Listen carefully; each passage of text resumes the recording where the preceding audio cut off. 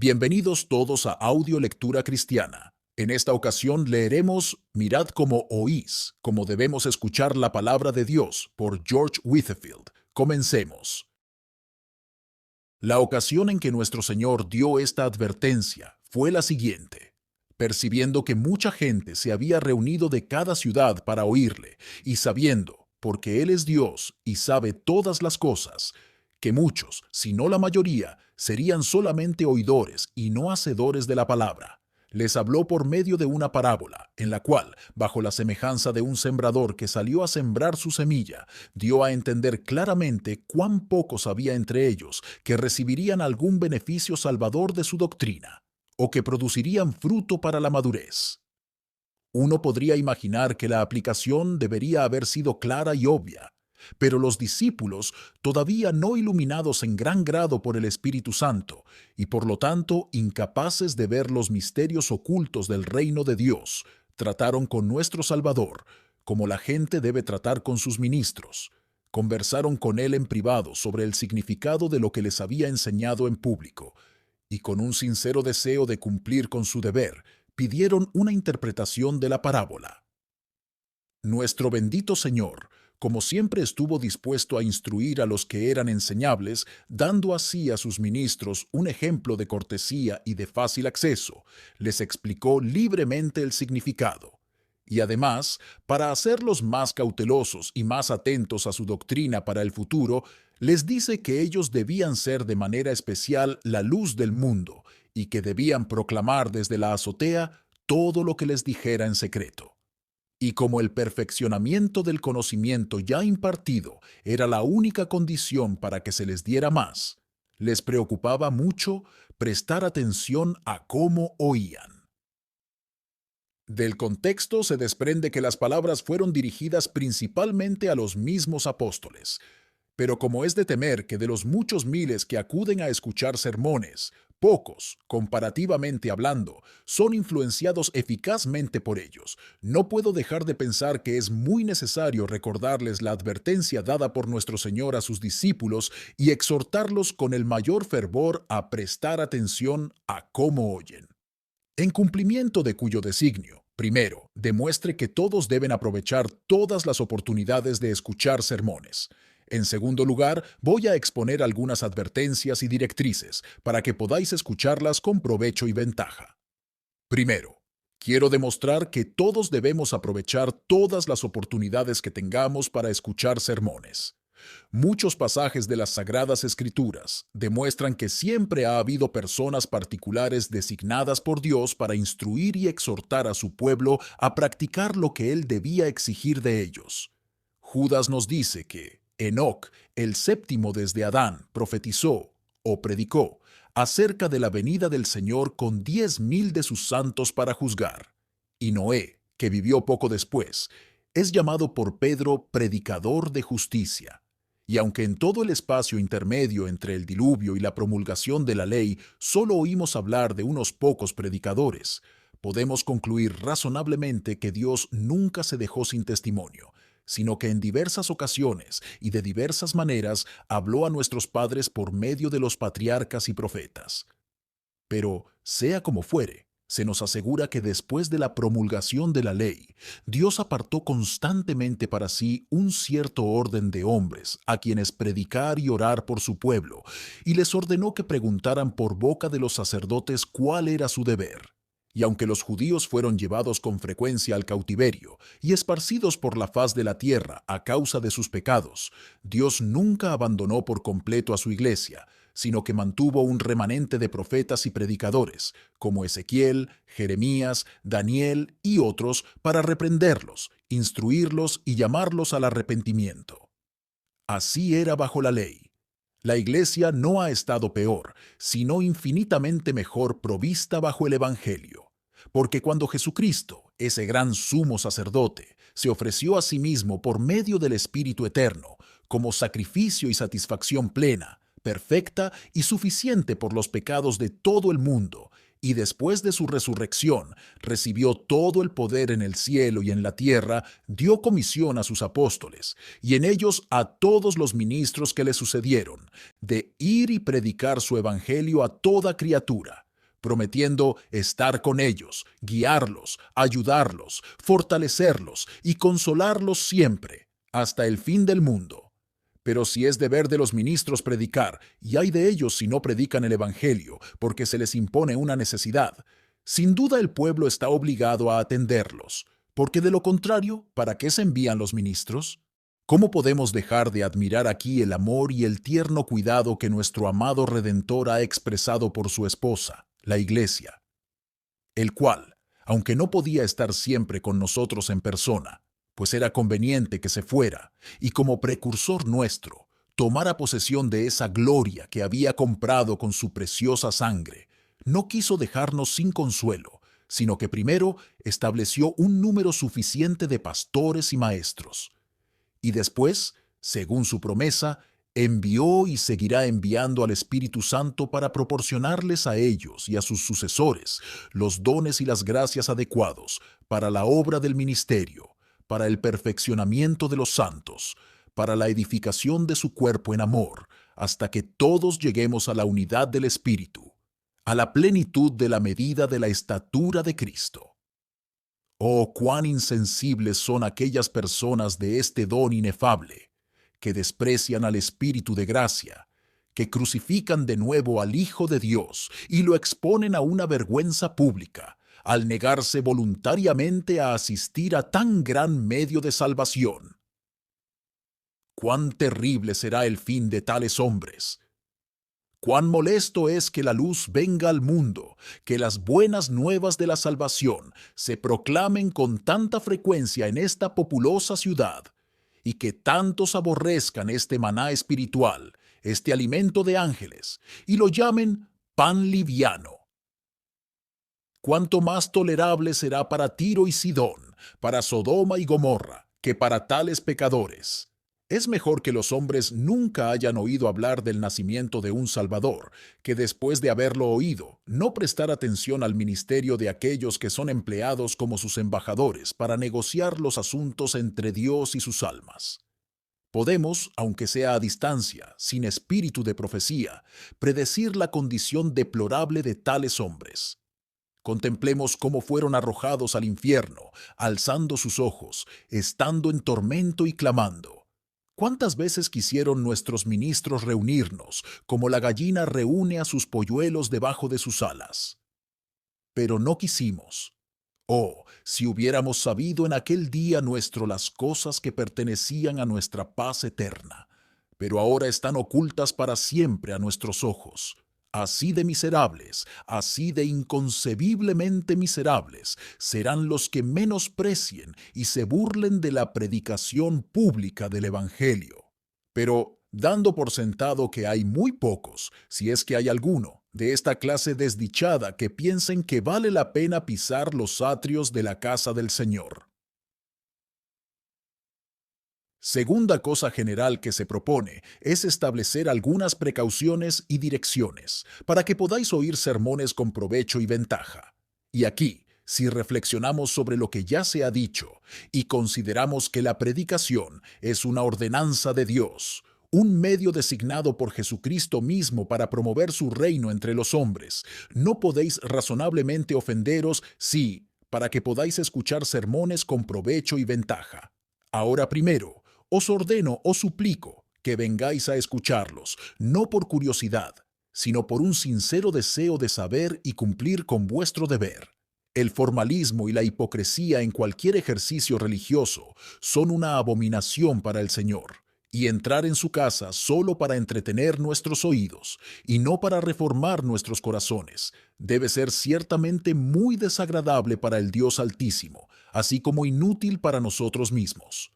Por eso, muchos permanecen inconversos, incluso sin ser afectados por la predicación más evangélica, de modo que, como los compañeros de Pablo antes de su conversión, solo oyen la voz del predicador con sus oídos externos, pero no experimentan su poder interiormente en sus corazones.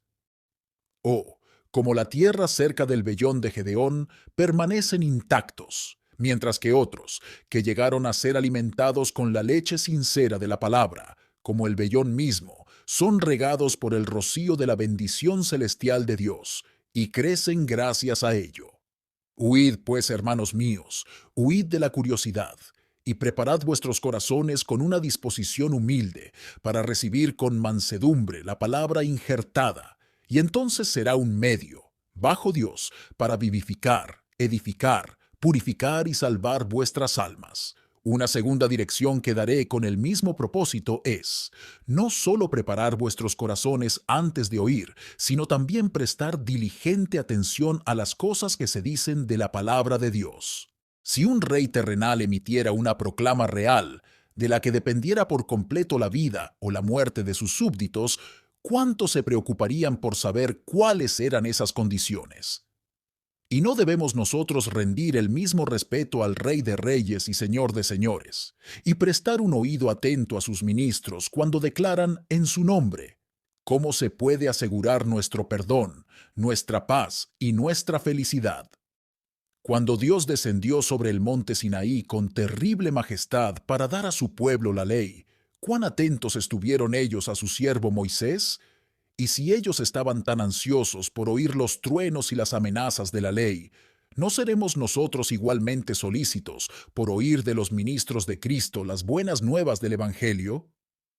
Se dice que, mientras Cristo estuvo en la tierra, la gente estaba pendiente de él para oír las palabras llenas de gracia que salían de su boca. Y si consideráramos a los ministros como debemos hacerlo, como enviados de Jesucristo, también deberíamos estar pendientes de ellos para oír sus palabras.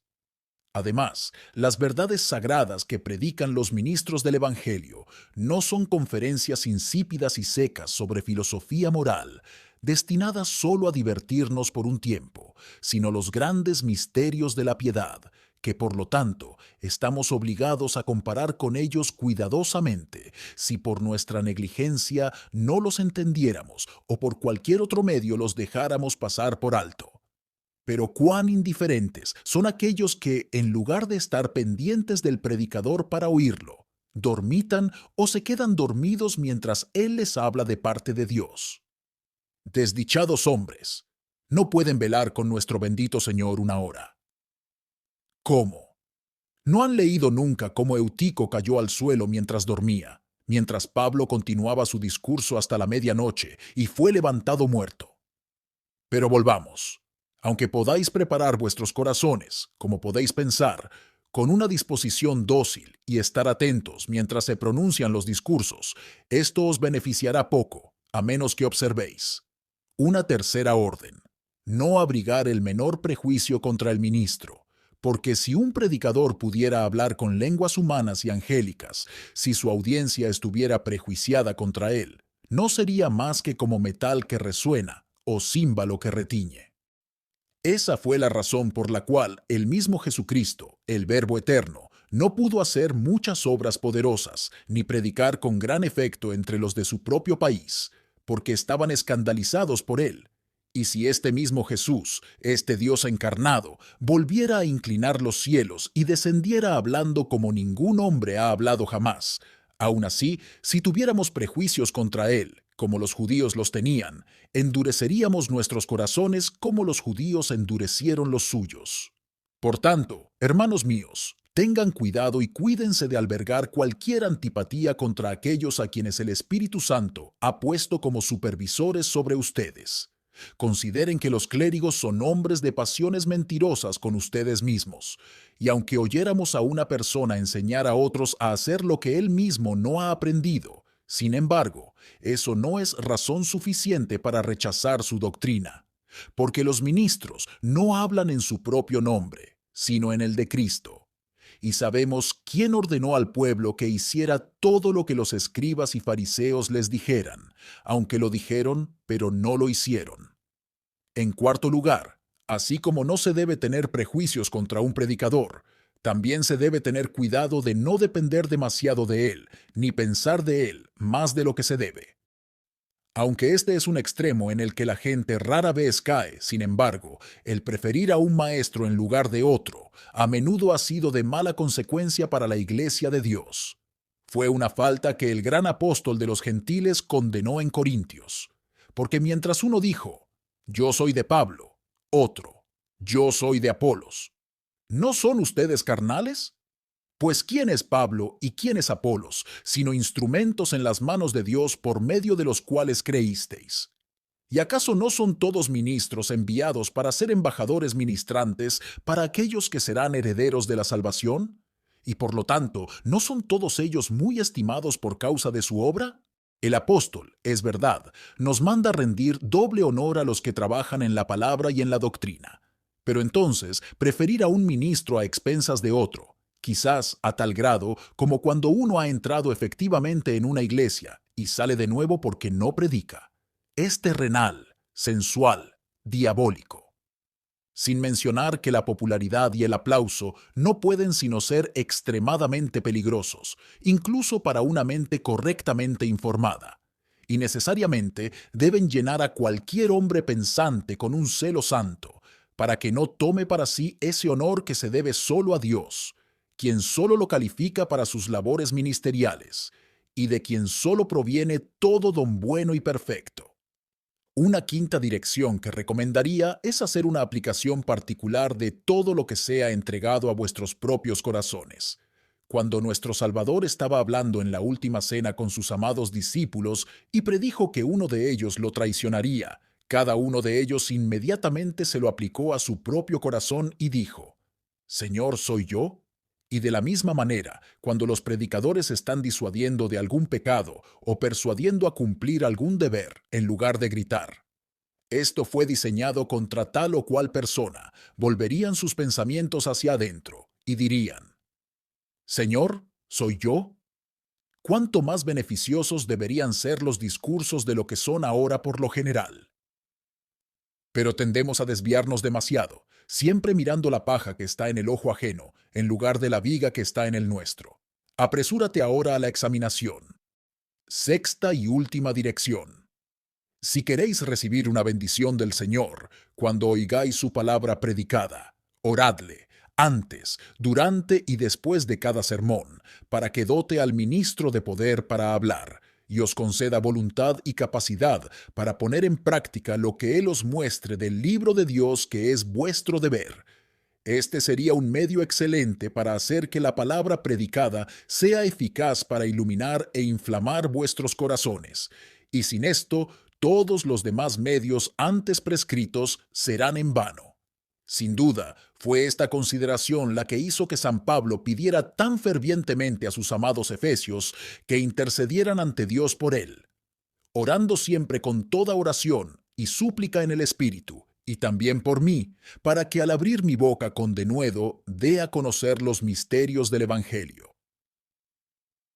Y si un apóstol tan grande como San Pablo necesitaba las oraciones de su pueblo, mucho más las necesitan aquellos ministros que solo tienen los dones ordinarios del Espíritu Santo. Además, esto sería una buena prueba de que sinceramente deseabais hacer y conocer la voluntad de Dios.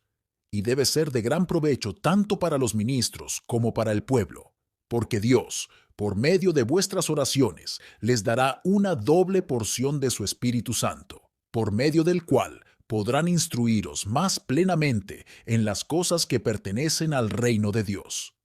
Oh, que todos los que me escuchan hoy apliquen seriamente sus corazones a practicar lo que se les ha dicho.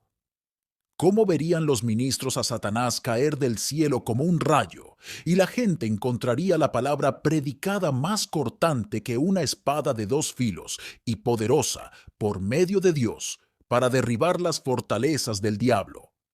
El Espíritu Santo caería entonces sobre todos los que oyeran la palabra, como cuando predicó San Pedro. El Evangelio de Cristo correría libremente, correría muy rápidamente, y miles serían convertidos nuevamente por un sermón. Porque Jesucristo es el mismo ayer, hoy y por los siglos. Él ha prometido estar con sus ministros siempre, hasta el fin del mundo.